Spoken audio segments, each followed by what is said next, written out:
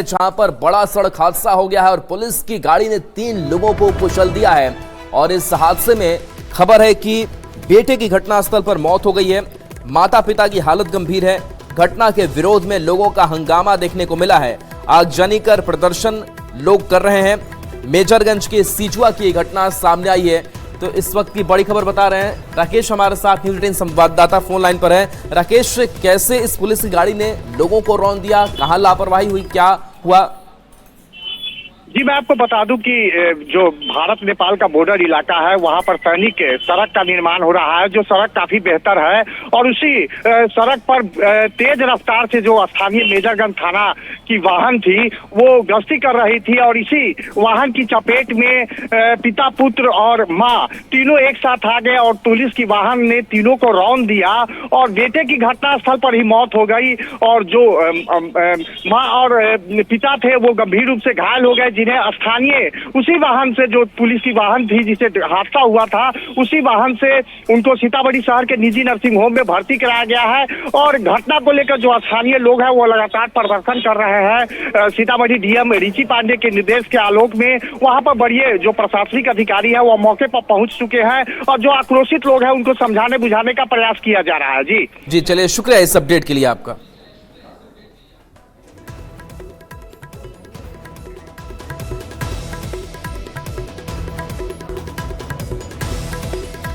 और देखिए, बड़ी खबर छत्तीसगढ़ से है, जहां छत्तीसगढ़ में बड़ा हादसा हुआ, लेकिन इस हादसे का मातम बिहार में पसर गया है। बताया जा रहा है कि गयाजी के रहने वाले जो मजदूर हैं उनकी मौत हो गई है। बलौदा बाजार में एक प्लांट में भीषण विस्फोट में 6 मजदूरों की मौत हो गई, जबकि 5 मजदूर गंभीर रूप से घायल बताया जा रहे हैं। मृतक सभी बिहार के गयाजी के रहने वाले थे। सभी मजदूर रोजगार के लिए छत्तीसगढ़ गए थे। हादसे के बाद गांव में मातम पसरा हुआ है। मृतकों में एक पिता पुत्र की जोड़ी भी शामिल है, जो महज 15 दिन पहले ही घर से काम पर निकले थे। सुंदर भारती करीब 15 दिन पहले काम के सिलसिले में छत्तीसगढ़ गए थे और उनके 8 दिन बाद बेटा राजदेव भी पिता का हाथ बटाने वहीं चला गया था। राजदेव ने घटना वाले दिन अपनी मां से फोन पर बात की थी, लेकिन 1 घंटे बाद ही उसकी मौत की खबर घर पहुंच गई। मजदूर एक ठेकेदार के माध्यम से प्लांट में काम करने गए थे। बता दें कि इधर गोटी बांध गांव में एक साथ 6 और मौत की सूचना आने के बाद से पूरे इलाके में सन्नाटा पसरा है और परिजनों का रो रो कर बुरा हाल है। वहीं केंद्रीय मंत्री जीतन राम मांझी ने घटना की जांच और शवों को गया जिलाने का आश्वासन दिया। इसके साथ साथ हादसे में जो मृतकों के नाम हैं वो भी अब सामने आ गए हैं। बता दें कि शरण कुमार की, जो 22 साल के थे, उनकी मौत इस हादसे में हो गई है। राजदेव कुमार 22 साल उम्र, इनकी मौत हुई है। जितेंद्र कुमार जो 37 साल इनकी उम्र, इनकी मौत की खबर है। बद्री भुइयां की इस हादसे में मौत हो गई, 42 साल के ये थे। और विनय भुइयां जिनकी उम्र 40 साल थी, उनकी मौत इस हादसे में हुई है। और छठे मौत की बात करें तो सुंदर भुइयां जिनकी उम्र 40 वर्ष, उनकी मौत हुई है। इसके साथ साथ जो हादसे में घायल हैं उनके नाम भी हम आपको बता दें और उनकी तस्वीर भी हम लगातार आपको दिखा रहे हैं मृतकों की। और जो घायल हैं उनके बारे में खबर ये मिल रही कि कल्पू भुइयां जो 44 साल के हैं इस हादसे में घायल बताए जा रहे हैं। इसके साथ रामू भुइयां की 34 साल जिनकी उम्र बताई जा रही है, उनकी भी मौत इस हादसे में हो गई है।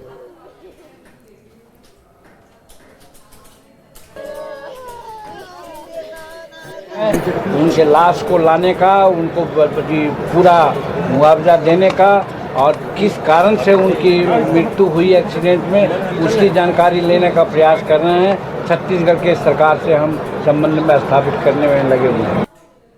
यहाँ से हम लोग गए थे 25 आदमी। कब गए थे यहाँ से? 7 तारीख को गए थे। 7 तारीख को गए हैं और 18 तारीख को गए हैं। और गए हैं तो ऐसा काम हो गया, कंपनी ब्लास्ट कर गया है। कहाँ गए थे काम के लिए? बिलासपुर गए थे, नेपनिया गांव में, बिलासपुर, छत्तीसगढ़। कितने लोग गए थे यहाँ से? 25 आदमी। 25 आदमी गए थे। तो कैसे, क्या कुछ घटना हुई है? कितने लोगों की मौत हुई है? क्या कुछ जानकारी है? घटना हो गया काम करते समय। क्या कुछ बात हुई है और लोगों से, वहाँ के लोगों से बात हुई है तो कोई बता रहा है, कोई सही बता रहा है, कोई गलत बता रहा है, कोई घायल है और 6 लोगों की मृत्यु हो गया है। घटना तो हमें 10 बजे के बाद पता चला, हमें 3 बजे के लगभग 3-4 बजे। क्या पता चला? पता चला कि एक्सपायर कर गया उसे। मृतक कौन थे आपके? मृतक कौन थे आपके?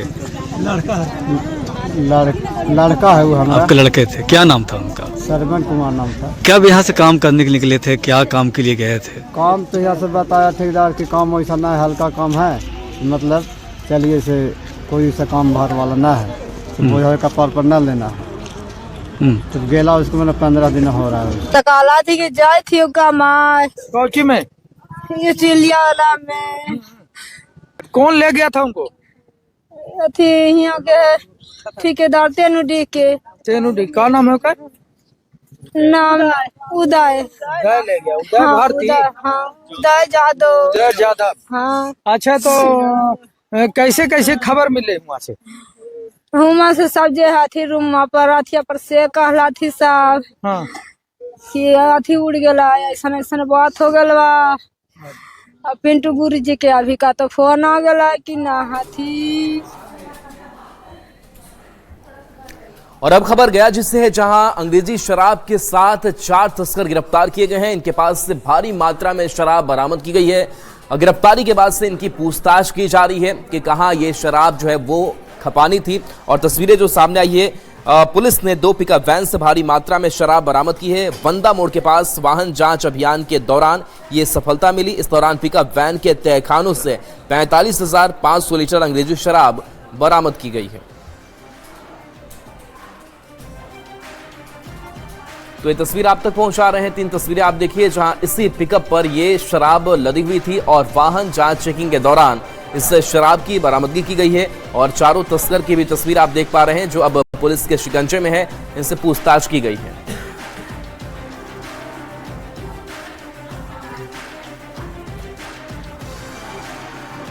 अब बात मौसम की करते हैं, और मौसम में अगर जम्मू कश्मीर और उधर के इलाकों की बात करें तो एक बार फिर से यहां पर मौसम ने करवट ली है। और बताया जा रहा है कि यहाँ पर एक बार फिर से जो बर्फबारी है वो शुरू हो गई। हालांकि सैलानियों के चेहरे पर खुशी है, लेकिन बर्फबारी जब ज्यादा होती है तो जाहिर सी बात है कि परेशानी जो है लोगों की वो भी बढ़ जाती है, क्योंकि गाड़ियों के आने जाने में भी काफी दिक्कतें होती है। और प्रशासन भी इस पर अपनी जो सख्ती है वो जरूर दिखाता हुआ नजर आता है। तो अलग अलग इलाकों की तस्वीरें यहाँ से कुछ सामने आई है, और ये तस्वीरें बता रही हैं कि किस तरीके से बर्फबारी के बाद से एक बार फिर से सैलानियों के चेहरे पर खुशी है। क्योंकि कई बार ऐसे में सैलानी पहुंचते हैं ताकि वहां बर्फबारी उनको देखने को मिले, लेकिन मौसम कई बार उनको मात भी देता है, बर्फबारी नहीं होती है। लेकिन अब एक बार फिर से मौसम ने जो करवट बदली, एक बार फिर से ठंडक भी बढ़ी है।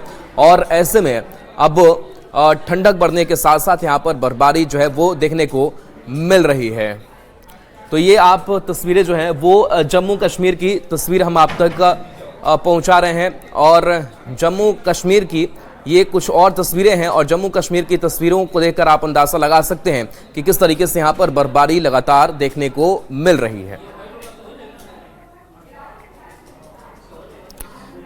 और चलिए अब आपको गुलमर्ग की तस्वीर दिखाते हैं। और गुलमर्ग में भी यहाँ पर बर्फबारी जो है वो भारी हो रही है, और इस बर्फबारी के बीच लोग जो हैं वो उत्साहित नजर आ रहे हैं। और ये आपको हम गुलमर्ग की भी तस्वीर दिखा रहे हैं, जहाँ पर ताज़ा बर्फबारी की ये तस्वीर देख रहे हैं। और इस बर्फबारी की तस्वीर जो है अपने कैमरे में कैद करते हुए यहाँ पर लोग जो है वो नजर आ रहे हैं। तो वादियों में बर्फ गिरने से ये खूबसूरती जो है वो बढ़ी हुई नजर आ रही है। गुलमर्ग में भी जो ताज़ा बर्फबारी है वो हुई है।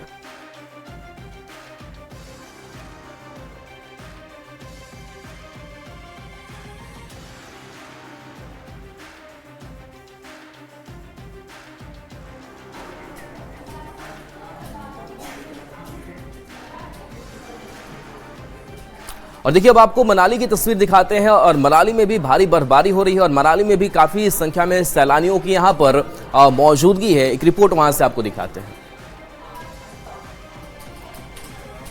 हिमाचल प्रदेश के पर्यटन मनाली सहित आसपास के क्षेत्रों में आखिरकार जो इंतजार यहाँ पर बर्फबारी का हो रहा था वो आज यहाँ पर जो है समाप्त हो गया है। मनाली सहित आसपास के क्षेत्रों में देर रात से मौसम ने करवट बदली और उसके बाद यहाँ पर बर्फबारी का दौर शुरू हो चुका है। मैं ये सबसे पहले एक्सक्लूसिव तस्वीरें आपको दिखाना चाहता हूं। देखते कि मनाली के मोड़ रोड पर किस तरह जो है मौसम ने करवट बदली और उसके बाद यहाँ पर जो है बर्फबारी का दौर यहाँ पर जो है शुरू हो गया है। सीजन की पहली बर्फबारी यहाँ पर हो रही है, और ऐसे में जो लोग यहाँ पर पहुंचे हैं वे सभी यहाँ पर आकर जो है इसका लुत्फ लेते हुए नजर आ रहे हैं। फिलहाल अगर मैं अभी की बात करूं तो जिस तरह सभी लोग यहाँ पर इंतजार कर रहे थे, क्योंकि काफी लंबे समय से यहाँ पर जो बर्फबारी नहीं हुई थी, लेकिन आज वो इंतजार यहाँ पर जो है खत्म हुआ है। कुछ सैलानी भी यहाँ पर मौजूद है, हम उनसे भी बात करने की कोशिश करेंगे और उनसे भी हम जानने की कोशिश करेंगे कि उनका क्या कहना है। फिलहाल आप ये तस्वीरें मनाली के मोड़ से एक्सक्लूसिव देख रहे हैं कि किस तरह का जो है वहां पर जो है एक्सपीरियंस यहाँ पर है। कुछ सैलानी मौजूद है, हम इनसे बात करते हैं। सर कहाँ से आप आए हैं? सर मैं दिल्ली से हूँ बेसिकली, वैसे मैं एमपी से हूँ, बॉर्न एंड बॉट अप। क्या तो कैसा लग रहा है जो ये व्यू देख रहे हैं लाइव स्नोफॉल? सर बहुत अच्छा लग रहा है, और मैं तो आपको बता रहा हूँ, मैं एक्चुअली काफी सालों से आ रहा हूँ पहाड़ों पे, लेकिन लाइव स्नोफॉल का मुझे कभी एक्सपीरियंस मिला नहीं। This is the first time कि मैंने लाइव स्नोफॉल का एक्सपीरियंस लिया है मनाली। तो क्या हुआ, आज सपना साकार हुआ या पैसे वसूल हो गए सर? तो कैसा लग रहा है जो व्यू है, एक्सपीरियंस? क्योंकि सभी कह रहे थे कि बर्फ नहीं है, बर्फ नहीं है, आखिरकार वो बर्फ आज यहाँ पर देखने नहीं, काफी दिनों से एक्सपेक्टेशन चल रहे थे कि बर्फ गिरेगी, 16 से 20 का भी था और भी दिनों का भी था, लेकिन आज ये मतलब जो आज का था दिखा रहे थे कि 100% है आज snowfall, and that is complete. तो देखिए सैलानी काफी खुश है क्योंकि जो बर्फबारी का जो इंतजार यहाँ पर सभी लोग करते हैं वो इंतजार आखिरकार यहाँ पर जो है खत्म हुआ। और ऐसे में देखिए ये बर्फबारी ना केवल यहाँ के पर्यटन कारोबार के लिए बल्कि जो कृषि के लिए भी काफी महत्वपूर्ण मानी जाती है। तो ऐसे में सभी लोग जो इस बर्फबारी से यहाँ पर जो काफी खुश नजर आ रहे हैं। मनाली से न्यूज़ 18 के लिए शशि शर्मा। अब आपको जम्मू कश्मीर के रामबन की तस्वीर दिखाते हैं, और रामबन में भी यहाँ पर बर्फबारी की तस्वीरें सामने आई है। सैलानी यहाँ पर भी काफी संख्या में पहुंचे हुए जो इस बर्फबारी का लुत्फ उठाते हुए नजर आ रहे हैं। हालांकि प्रशासन की तरफ से भी सतर्कता बरतने की बात उन्हें जरूर कही जा रही है। रामबन जो पहाड़ी इलाकों और नेशनल हाईवे के लिए जाना जाता है, इन दिनों सफेद चादर से ढक गया है। बर्फबारी की वजह से इलाका और भी ज्यादा मनोरम हो गया है।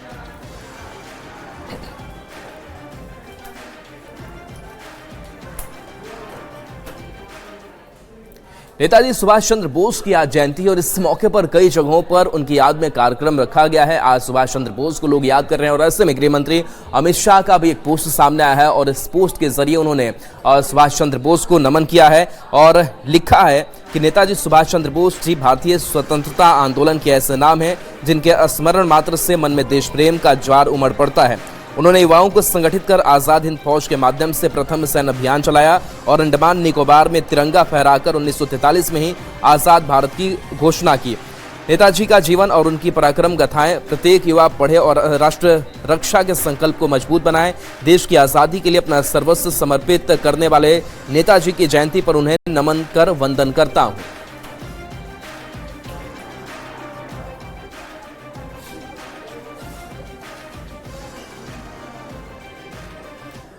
अब आपको प्रयागराज की तस्वीर दिखाते हैं, और प्रयागराज पे लोग स्नान करने के लिए पहुंचे हुए हैं। जाहिर सी बात है कि प्रयागराज और यहाँ पर स्नान के बाद से लोगों की अपनी मान्यताएं भी है कि यहाँ स्नान करने से उनके जो पाप है वो धुलते हैं, उनके सौभाग्य में वृद्धि होती है। और स्नान को लेकर के श्रद्धालुओं की भीड़ नजर आ रही है। भीड़ नियंत्रण को लेकर भी प्रशासनिक व्यवस्था की गई है, लगातार जो है वो अनाउंसमेंट किया जा रहा है। और देखिए साधु संतों का यहाँ पर समागम है जो हरि कीर्तन करते हुए दिखाई दे रहे हैं। तो ये तस्वीर आप तक हम पहुंचा रहे हैं जहां देश भर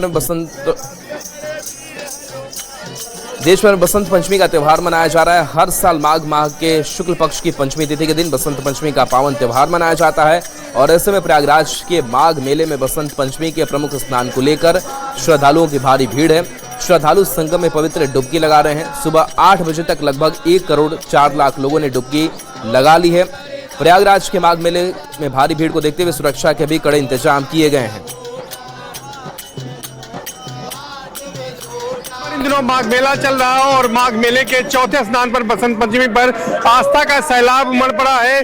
मेले में कई रंग यहाँ पर आस्था और भक्ति के दिखाई दे रहे हैं। जहाँ श्रद्धालु कड़ाके की ठंड के बीच संगम में आस्था की डुबकी लगा रहे हैं, वहीं जगह जगह साधु संत भजन कीर्तन करते नजर आ रहे हैं। कहीं नागा सन्यासी धुनी रमाए हैं, तो कहीं इस तरह से जो संत आए हैं दूर दूर से वो मेले में जो है गाते बजाते नजर आ रहे हैं। और इनकी जो यहाँ पर भक्ति है वो लोग देख रहे हैं, और इनका जो आंचल है ये कह सकते हैं इन्होंने फैला रखा है। और इनके गीतों को सुनने के बाद, जो भजनों को सुनने के बाद लोग इन्हें कुछ न कुछ यहाँ पर दक्षिणा भी देकर जाते हैं। और सुबह से ही संगम वापसी मार्ग पर इस तरह से ये जो साधु आए हैं हरियाणा से, वो इसी तरह से भजन गा रहे हैं। और जो भजन गा रहे हैं हम आपको सीधे दर्शकों को सुनाते हैं किस तरह से गा रहे हैं। यहाँ पर किस तरह से गा रहे हैं देखिए, आप समझ सकते हैं।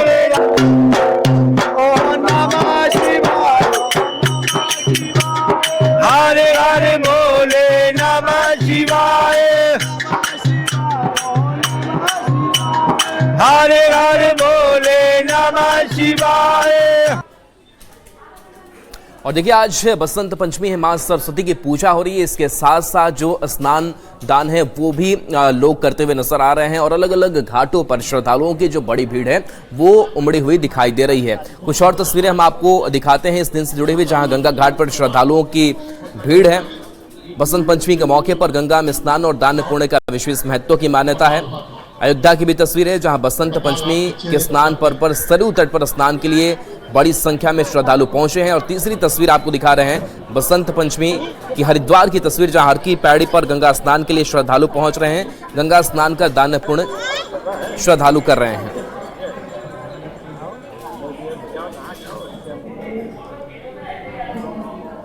बसंत पंचमी के अवसर पर काशी में श्रद्धालुओं का जो सैलाब है वो गंगा घाटों पर देखा जा रहा है। लेकिन यहाँ जो तस्वीर है वो तस्वीर भी बड़ी अद्भुत नजर आ रही है। आप देख सकते हैं तस्वीर में कि जो कोहरे की चादर है वो पूरे घाटों को लपेटे हुए है। और लेकिन इस कोहरे के चादर में जो लाखों श्रद्धालु हैं वो गंगा में डुबकी लगा रहे हैं, या आस्था की डुबकी लगा रहे हैं। अस्सी घाट का ये नजारा, लेकिन ये जो नजारा है पूरे आप 84 घाटों पर देखेंगे जहां क्रमवार श्रद्धालु लाखों की संख्या में ब्रह्म मुहूर्त से ही डुबकी लगा रहे हैं। बसंत पंचमी के स्नान का विशेष महत्व होता है और यही कारण है कि दूर दराज से जो श्रद्धालु है वो काशी में आकर के गंगा का स्नान करते हैं। और यहाँ का विशेष महत्व ये भी रहता है कि माँ गंगा जो है वो पापों का नाश करती है, तो बाबा विश्वनाथ तारक मंत्र दे करके भक्तों को मोक्ष प्रदान करते हैं। और यही लालसा और इसी मनोकामना के साथ लाखों की संख्या सेवा कर रहे बिहार के लोकप्रिय मुख्यमंत्री आदरणीय नीतीश कुमार जी का एक बार लोगों से आग्रह करूंगा कि जोरदार ताली। भगवान मां सीता के मंदिर का काम शुरू कर दिया, एक बार बोलिए सियावर रामचंद्र की। आज इस समृद्धि यात्रा में और न्याय यात्रा से लेकर समृद्धि यात्रा तक लगातार 19 यात्राओं को करके आपके बीच में पहुंचे और लगातार काम कर रहे, लगभग 50 वर्षों से बिहार की राजनीति में काम कर रहे और बिहार में लगातार 20 साल से बिहार की सेवा कर रहे बिहार के लोकप्रिय मुख्यमंत्री आदरणीय नीतीश कुमार जी का एक बार मुजफ्फरपुर के लोगों से आग्रह करूंगा कि जोरदार ताली बजाकर उनका स्वागत करने का काम करें। इस मंच पर उपस्थित हमारे साथी मित्र और बिहार के लोकप्रिय उप मुख्यमंत्री आदरणीय विजय सिन्हा जी, भारत सरकार के मंत्री और मुजफ्फरपुर के सांसद, लगभग 10 बड़ी परियोजना का काम इन्होंने शुरुआत करने का निर्देश दिया था। उस समय हम लोग ज्ञान कृपाल यादव जी, इस मंच पर उपस्थित वैशाली की सांसद बीना जी, बिहार सरकार के पूर्व मंत्री आदरणीय अजीत जी, आदरणीय केदार गुप्ता जी, राजू सिंह जी, सभी माननीय विधायकगण, माननीय विधान परिषद के सदस्यगण और इस मंच पर उपस्थित तमाम एनडीए के साथीगण और इस मंच के सामने उपस्थित तमाम भाइयों, बुजुर्गों, नौजवान साथियों, छोटे छोटे बच्चों, तमाम माताएं बहनों, आज साथियों आपके बीच में समृद्धि यात्रा के माध्यम से आदरणीय मुख्यमंत्री जी आए और पिछले साल याद कीजिए आदरणीय मुख्यमंत्री जी प्रगति यात्रा में आए और कई चीजों का, लगभग 10 बड़ी परियोजना का काम इन्होंने शुरुआत करने का निर्देश दिया था। उस समय हम लोग वित्त मंत्री थे और इनके निर्देश पर पूरे मुजफ्फरपुर जिले के 10 योजना को चालू करने का निर्देश दिया और आज मुख्यमंत्री जी ने स्वयं समीक्षा भी किया, सभी योजना को शुरू भी कर दिया गया। लेकिन आप सोचिए, ये ऐसे मुख्यमंत्री हैं, जब पहली बार मुख्यमंत्री बने तब से लेकर आज तक बिहार में सड़क नहीं था, सड़क बनाने का काम किया। और आज देखिए हाईवेज कैसे, पटना से मुजफ्फरपुर आने में 3 से 4 घंटा लगता था, आज मोदी जी और नीतीश जी के नेतृत्व में पटना से लोग 1.5 से 2 घंटे में फर्राटे भरकर मुजफ्फरपुर आने का काम करते हैं। और आगे के दिनों के लिए आश्वस्त करना चाहता हूं साथ, आदरणीय मोदी जी और नीतीश जी ने तय किया है, कई एयरपोर्ट हम बनाने का काम कर रहे हैं और आपके यहाँ भी अधूरा सपना भी बचा हुआ है। अभी लगभग तो मुजफ्फरपुर से आप सम्राट चौधरी को